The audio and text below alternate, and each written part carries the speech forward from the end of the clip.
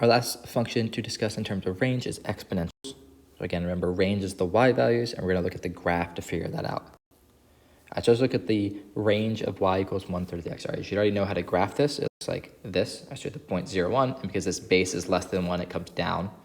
I'm asking what y values do I hit. My exponential goes up really fast over here, so I'm definitely hitting all these positive y values as I go up, but it levels off here. It never goes below the x-axis or even hits the x-axis. So my range is everything that's strictly bigger than 0. And we were learning about exponential. We learned there's a horizontal asymptote here. We normally put it as a dotted line along the x-axis.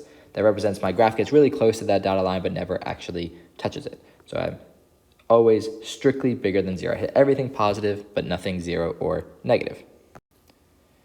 All right, and so it's always going to be based on the location of that horizontal asymptote. Also be careful, you don't actually touch the asymptote, so you should have a strict inequality. You shouldn't have that equal sign in your inequality. All right, so what about this one? We're taking our same 1/3 to the x function, but we're going to move it left 1, up 4, and then flip it upside down. So what's the graph going to look like? It's going to look like this. So we start at the point 0, 1. That goes left 1, up 4, 1, 2, 3, 4. But then when we flip it upside down, it goes to the other side of the asymptote, and this is our final graph.